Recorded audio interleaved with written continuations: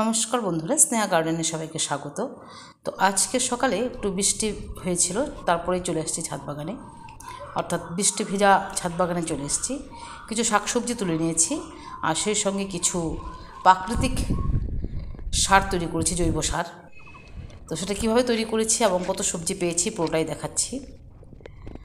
একদম ফেলে দেওয়া উপকরণ দিয়েই সারটা তৈরি করা, যেটা মাটিতে হিউমাসের পরিমাণকে বৃদ্ধি করে নাইট্রোজেনের পরিমাণকে বাড়ে এবং সারা বছর গাছ সবুজ সতেজ থাকে, প্রচুর ফল দেয়। তো প্রথমে ঝিঙেটা তুলে নিচ্ছি, এটাই প্রথম ঝিঙে, আর অনেক কুড়ি আসছে। এদিকেও লাউ গাছের মধ্যে অনেক কুড়ি চলে আসছে, তো তুলে নিচ্ছি আজকে এটা। তো কিছু আড়িয়ে কেটে নেওয়ার জন্য হাত দিয়েই ছেড়ে নিচ্ছি। ঝিঙাটা তুলে নিলাম, সবুজ সতেজ একদম, আর কুড়ি রয়েছে অনেক, ফুলও আসছে অনেক। শুধুমাত্র জৈব খাবার প্রয়োগ করছি। এদিকে আর লাউ গাছ রয়েছে, চিচিঙ্গা গাছ রয়েছে, একটা ক্যারেটের মধ্যে করা, তো মাচাতে বেয়ে যাচ্ছে, ফুল চলে আসছে অনেক, এখানে রাখছি। তারপর হচ্ছে এটা গাজর, শীতের অনেক গাজর হয়েছিল, তো এগুলো রাখা যাবে না, নষ্ট হয়ে যাবে। আজকে সবগুলো গাজরই তুলে নিচ্ছি। তো গাজরগুলো তো বেশ শেকড় হয়েছে, একটা ভর্তি ছিল টপটা, তাই গাজরগুলো বেশি বড় হতে পারেনি। তো আজকে লাস্ট সবগুলো তুলে নিচ্ছি। তো এই কয়টা গাজর হয়েছে, এক জায়গায় রাখছি। তারপর এখানে ক্যারেটের মধ্যে বেগুন, শীতে অনেক বেগুন হয়েছিল, এখন বর্ষাতে নতুন পাতা বেরিয়ে এসছে, ফুল চলে আসছে, বেগুন হচ্ছে দু একটা করে, তো আজকে একটা তুলে নিচ্ছি। তারপরে এখানে হচ্ছে বাঁধাকপি, বাঁধাকপিটা কালকেও ভালো ছিল, তো আজকে এটা ফেটে গেছে। বাঁধাকপি একটা গোড়া বসিয়েছিলাম এখানে, তার থেকেই হয়েছে বাঁধাকপিটা, তো আজকে তুলে নিচ্ছি। এটা শেষ বাঁধাকপি, প্রচুর ফুলকপি বাঁধাকপি হয়েছিল, এখানে রাখছি সবগুলো। তারপর চলে এসেছি বরবটি গাছে। তো এটা বেশি দিন হয়নি, গাছটা এখানে রোপণ করেছি, নিচে সম্পূর্ণ শুকনো ঘাস পাতার উপর বসিয়েছি। তো এটা একটা এখানে মাচা করে দিয়েছি, তো এখানে দুটো টিন দিয়ে সাপোর্ট দিয়ে দিয়েছি, কারণ খুঁটি এখানে দেওয়ার মতো কোনো পরিস্থিতি নেই, তাই। আর ওইদিকে বাঁশের উপর দিয়ে মাচাটা বানিয়েছি। তো এখানে অনেক গাছই রয়েছে, যেটা চাল কুমড়ো গাছ, তারপর বালতির মধ্যে ঝিঙা গাছ করেছি, এখানে মিষ্টি কুমড়ো গাছ, সব মাচার উপর দিয়ে হয়ে যাবে। তো এখান থেকে দুটো বরবটি তুলে নিচ্ছি, আজকেই প্রথম বরবটি তুলে নিচ্ছি। বরবটি দুটো বেশ বড় হয়েছে আর অনেক ফুল চলে আসছে, তাই দুটো বরবটি নিয়ে নিলাম। এখানেও বরবটির চারা 3টে বসিয়েছিলাম একটা মাছের ক্যারেটের মধ্যে। এতদিন গাছগুলো বেশি বৃদ্ধি পায়নি, তো বৃষ্টির জল পেয়ে গাছগুলো বেশ বৃদ্ধি পাচ্ছে, আর প্রচুর ফুল চলে আসছে গাছগুলোর মধ্যে। মাচায় তুলে দেবে এগুলো। সাইড দিয়ে একটা পালং শাকের গাছ হয়েছিল, তার থেকে পাতাগুলো তুলে নিলাম, অনেক বড় হয়েছে পাতাগুলো। আর এই হয়েছে লাল শাক, সবজির খোসা, ভাতের ফেনা আর মাটি দিয়ে রেখেছিলাম এই ঝুড়িটার মধ্যে, তার উপরে একটু লাল শাকের দানা ছড়িয়ে দিয়েছিলাম, তার থেকেই সুন্দর হচ্ছে। এবং সবজির খোসার মধ্যে উচ্ছের বীজ ছিল, তার থেকে চারাও বেরিয়েছে উচ্ছের, একটা মিষ্টি আলু গাছ হয়েছে এখানে। তো একটু লাল শাক নিয়ে নিচ্ছি। তারপর এখানে ধনে পাতা, প্রচুর ধনে পাতা হচ্ছে, এটা গরমের ধনে পাতা। তো এখান থেকে কিছু ধনে পাতা তুলে নিয়ে একটু হালকা করে দেবো, কারণ একসাথে থাকলে নষ্ট হয়ে যাবে এগুলো। তো অনেকটা পরিমাণে তুলে নেবো আজকে। তারপর যে কয়েকটা গাছ থাকবে সেগুলো ভালো বৃদ্ধি পাবে, এবং ডগা কেটে নেওয়ার পর আরও প্রচুর পরিমাণে হবে। তো এতটুকু নিয়ে নিয়েছি, আর অনেকটাই হালকা হয়ে গেছে, এতটুকু ধনে পাতা নিলাম। তারপর চলে এসে লঙ্কা গাছটাতে, এটা পুরনো লঙ্কা গাছ গতবারের, ডালপালা কেটে দেওয়ার পর প্রচুর লঙ্কা হচ্ছে, তো অনেক লঙ্কা পেকে গেছে। পাকা লঙ্কাগুলো তুলে নিলে গাছটা ফাঁকা হয়ে যাবে এবং প্রচুর পরিমাণে ফুল চলে আসবে, আবার আরও অনেক লঙ্কা হবে। এরকম বেশ কয়েকটা পুরনো গাছ রয়েছে, সবগুলোর থেকেই আজকে অনেক লঙ্কা তুলব। তো এতটুকু লঙ্কা তুলে নিয়েছি। আর এদিকে কালো লঙ্কার গাছ রয়েছে, সেখান থেকে দু একটা কালো লঙ্কা তুলে নেব। এ হচ্ছে ডোরা লঙ্কা, এটাও পুরনো গাছ। তো লঙ্কাগুলো বেশ বড় হচ্ছে, এই বড় বড় লঙ্কা, এরকম এখান থেকে কয়েকটা লঙ্কা তুলে নিচ্ছি। এই যে থানকুনি গাছ, টবের মধ্যে 2-3টে ডাল লাগিয়েছিলাম থাল গাছের, তো সেখান থেকে অনেক হচ্ছে। এখানে কিছুটা পরিমাণ তুলে নেব, যেগুলো নিচের দিকে ঝুলে আছে সেগুলো তুলে নিচ্ছি। কেটে নেওয়ার পর আবার প্রচুর পরিমাণে হবে।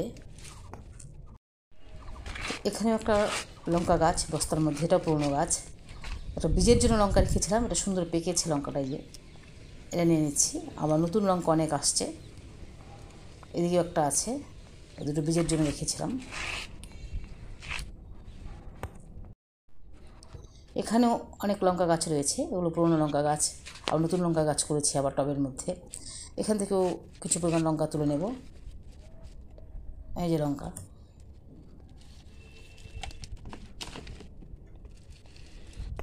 তারপর চলে এসেছি বেডে, বেগুনের ফুল চলে আসছে। তো এদিকেও অনেক গাছ লাগিয়েছি, এদিকেও আছে অনেক গাছ, বেগুন গাছ, লঙ্কা গাছ, চাল কুমড়ো, এগুলো কচুরমুখী। এগুলো তো বেশ কয়েকদিন আগে বসিয়েছিলাম, সবগুলো মুখী বেড়ে উঠছে। তো এদিকেও আছে অনেক মিষ্টি কুমড়ো, কচু সব বসিয়েছি এদিকে, কাঁকরোল। তারপর এখান থেকে মোসাম্বি নিয়ে নেব, কারণ সারা বছরই মোসাম্বি হয়। কয়েকটা তুলে নেব এখান থেকে। আবার ফুল চলে আসছে, তো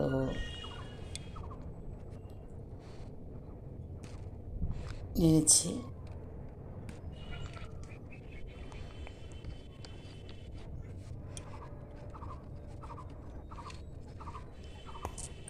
তিনটা মুসাম্বি নিয়ে নিচ্ছি।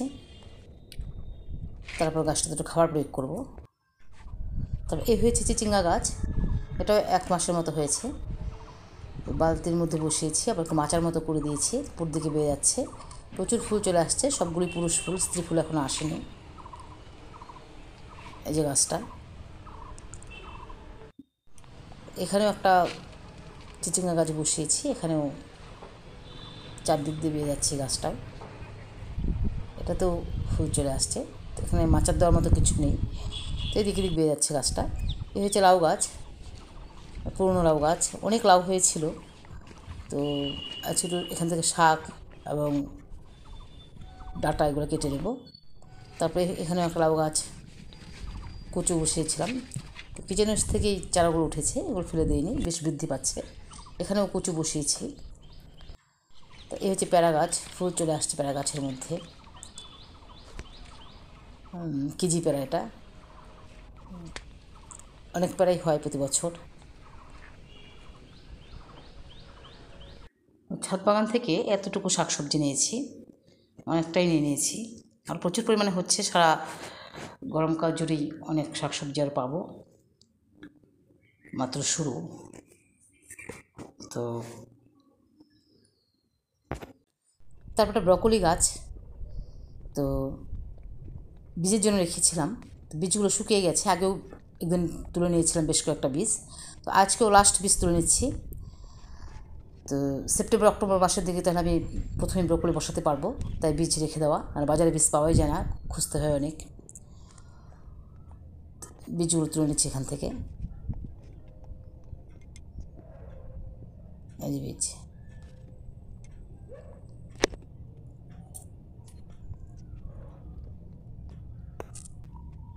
তো এতটুকু বীজ তুলে নিয়েছি, বীজটা বের করে রোদে ভালো করে শুকিয়ে নেব।